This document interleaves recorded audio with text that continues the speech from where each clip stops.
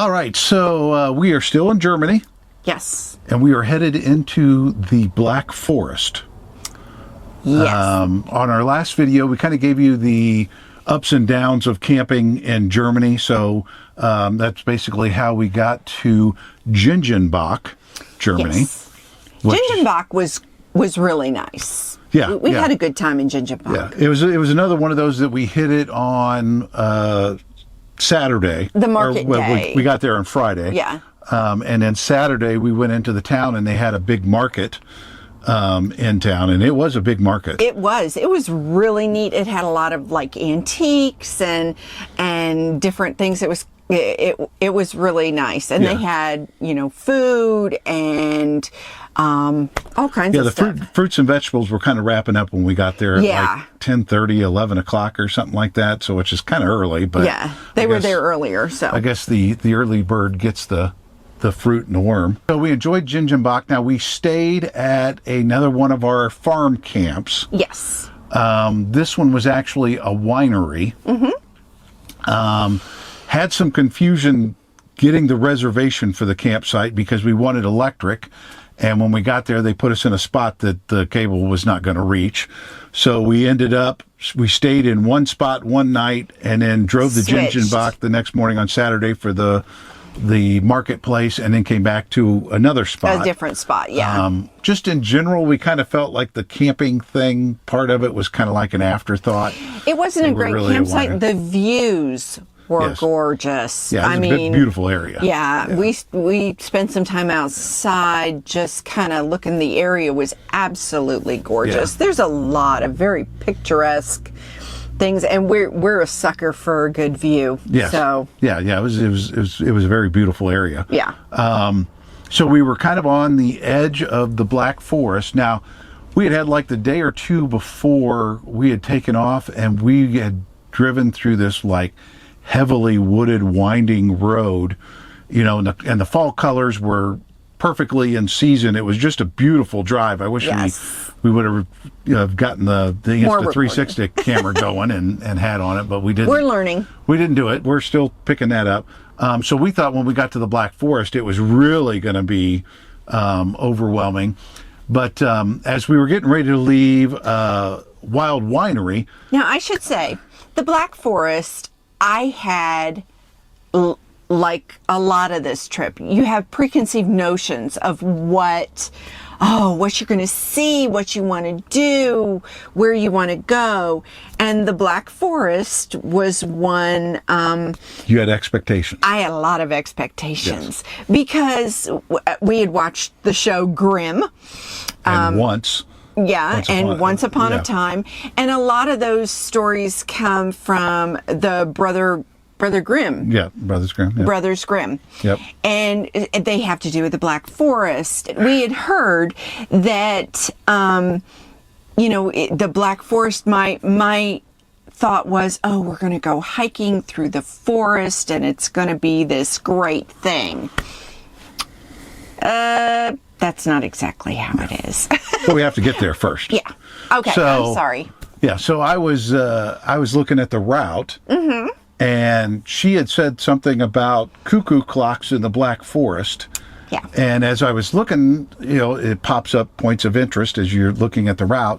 And one of them said it was the world's largest cuckoo clock. So I didn't tell her about that. I put it as a place on the GPS, our Sygic, our navigation program. Now I've used Sygic for years, so I'm very familiar with it. She's using it as navigation. She's getting used to it, and it's a little bit like if you've ever seen the movie Galaxy Quest, which is a great, probably Tim Allen's best movie he ever made, and it's a great sci-fi movie. But in there's a play where Sigourney Weaver's character, basically they ask Sigourney Weaver's character a question. She asks the computer gives the answer. All this is out loud, and then Sigourney Weaver's character repeats it again. So that's kind of what happens on our navigation is that it, I hear it talk, and then she tells me all I do is repeat. Oh, you're going to take a left in 500 meters. Yeah. But it's already said, take a left in 500 meters. So I've been trying to keep it simple. So we're basically just going from point to point. Well, this was a day that I put in another point in there, and we had done that a couple times before, and she kind of got confused, so I had to do sections on it so we could get where we wanted to go. So we're driving along, and I'm waiting because I had about the time that we should hit this world's largest cuckoo clock. And we drive through this town, and there's a huge cuckoo clock there. Huge. And she's like, "Oh, we gotta stop! Oh, we gotta stop!" So we were able to turn around. And there was camper parking right across the street from it. Mm-hmm. And I'm thinking, well, why didn't it pop up as a place? Was she not looking at the GPS, he or thought what was going on, or what was going? Well, we found out that the world's biggest cuckoo clock was actually further down the road. This was just another really big cuckoo clock. Yeah. But this one, as you pass the road, was a little bit more impressive because it had these animation things going on with it, and you could put a coin in it and it would play at any time. You didn't have to wait. €1 coin, which was it's a little bit more than $1, but you put it in there and you don't have to wait for the clock to strike. Yeah, you don't have to wait for an hour or whatever for it to strike. It had so many moving parts and everything, even the dog. Yeah. There was a little wolf dog on it that moved, and when it did, Salsa started barking at it. Yep. So, and there was also a cuckoo clock store there. Yes. So, because of the delicacy and how much cuckoo clocks cost, we didn't take Salsa in there with us. We went in one at a time, and the other one waited outside with the dog to look at the clocks. And we ended up not buying one. No, not yet. I'm a little worried about traveling around with a cuckoo clock in here, and we don't have a lot of room. $500 to $1,000 for 16 months. So we got back on the road. Yep. And then we actually finally got to the waypoint that was the world's largest cuckoo clock. And it had a store and everything in it. Now this one, basically kind of the mechanics were the biggest part, and that's what you show off. And you could go in and walk around, and I think they were all made out of wood and everything, and so. But the actual clock on the front of the store was really kind of a letdown. Anticlimactic. Yeah. After you've already seen the other one, which was so many moving parts and just so fascinating. This one was the interior, where all the wooden things go and how it works, was huge, and that was kind of amazing, but the outside of it was not as impressive. Yep. But both of them put together was an impressive day. So then we got back on the road driving through the Black Forest, and we went to another place to park for a night that was it was kind of remote. It was a little hard to get to, but it was a very nice quiet spot. It was basically like another one that was the trailhead, where you could walk on trails and stuff, and it was very near Obersee Lake, and there was supposed to be a place you could kind of hike down and you could see the lake, but we didn't do that because we kind of hung out when we first parked there because the parking lot was full, and we waited for it to empty to find a better place to park, and we'd be out of the way. And it was Sunday afternoon, so it was busy, and we knew Monday it wouldn't be so busy. So when we left there, we had a few errands that we wanted to run. We needed some more pet food. So we looked for a pet store, and there was one close. It was actually kind of a nice pet store. It really was a nice pet store. Didn't have the brands we were used to. No, but the grocery stores carry Purina. When we were in Costa Rica years and years ago, 12 years ago, we found out that Purina is like the base dog food everywhere. So we could be guaranteed to go in and find dog chow, Purina kind of dog foods. And so we had switched our dog to that. Here, she was on Purina. She did Purina 1. Yep. And when we go to the grocery store, we would see the small bags of Purina 1. Well, she's not a small dog. Yeah. She's a bigger dog. Yeah. So we were hoping to go into a pet store and be able to buy a bigger bag. Instead of buying 3 small bags to last us, 2 weeks, we were hoping to buy a bigger bag, and be able to just store it under the bed and go from there. Yeah. But they didn't have any Purina, no brands. Yeah, none of the brands that we really recognized. Yeah, we didn't recognize any of them. the girl spoke enough English that she was able to get us a brand that she said was kind of the close. equivalent. Yeah. And so we bought a bag of that, just to see. Fortunately, Salsa is a doodle, but she doesn't seem to have a lot of the typical doodle allergies and food aversions and stuff. We don't feed her chicken or turkey. We stick with lamb and beef and fish, but the food did okay. Yep. So we went on from there, and then we actually went to a grocery store after that. We needed food too. There's a chain here in Germany called Rewe that it just kind of is the store that we like. Yeah. So we found one, and I think tried to exchange a gas bottle there, and the place did not have any to exchange. Yeah. Which was weird. We ended up actually going to an actual gas business, and I think they were a little surprised to see a camper with a consumer there, but they got us set up. Yep. And then I tried to get some money out of a cash machine and got too upset with it and just gave up on it. So we decided not to do that. For those of you who know, Rodney does not lose his temper, and he does not get upset very often. But when he does, I don't want to say it's funny, but it's funny. So I think actually what it was just a place you could go check your balance and pay bills. I don't think it was a place that dispenses cash. So I think that was part of my problem, but we'll see. So we were going to go on and park camping one more time. And this place had some warnings in the reviews because it said it was the parking lot of an abandoned train station. Yeah. And the trains still go by. They just don't stop. And so I kind of thought it would probably be more and of said, the trains are so quiet. You don't they go even by so notice fast you them. don't notice them. Yeah, you don't notice them. And so I thought train station, it's going to be a little bit more of an urban area, city area. We get there, and it's pretty rural. Yeah. And we were overlooking a soccer field. Yes. And in fact, I said something about I'm surprised how non-urban this area is. And you came up with a new catchphrase. And we use this a lot. It has non-urban aroma. Yeah. I grew up calling that country fresh air. Yeah. But we call it non-urban aroma now. Yeah. So. If you've ever been out in farm area, you know what we're talking about. So when we get out to those places, we check for the non-urban aroma. And you might hear that. We prefer that to the city aroma. Yeah. And we've had a couple of places that we parked that have had a soccer field. Yeah. And there's usually a practice or maybe even a game going on while we're sitting there, but they're usually done by 8:30, 9 o'clock at night. And then it gets fairly quiet, except for this location.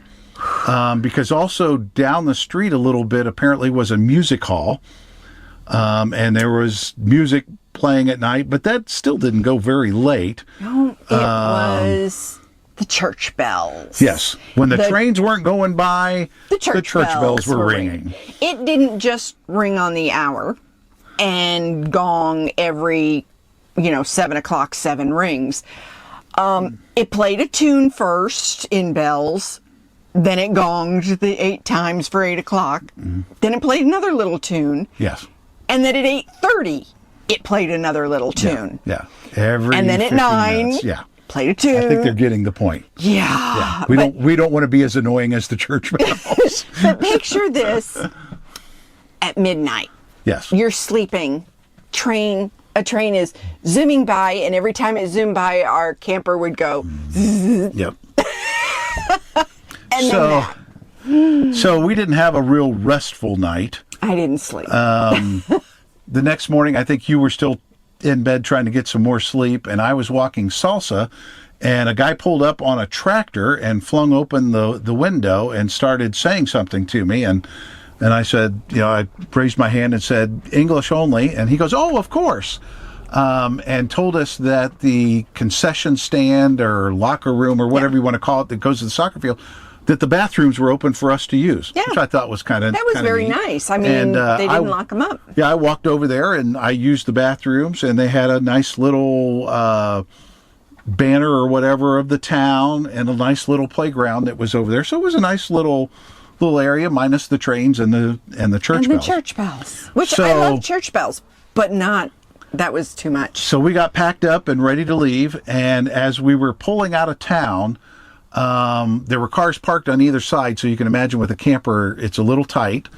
And there was a woman with her daughter walking down the sidewalk, and another woman on a bicycle. Oh, yeah. Yeah, you want to tell that, or? Oh, my gosh. The woman, now we've seen bicycles, they bicycle over here all the time, especially the Netherlands. Everybody had a bike. But in Germany, there were a few less bikes. But they were walking, the mother and the daughter were walking a bigger dog.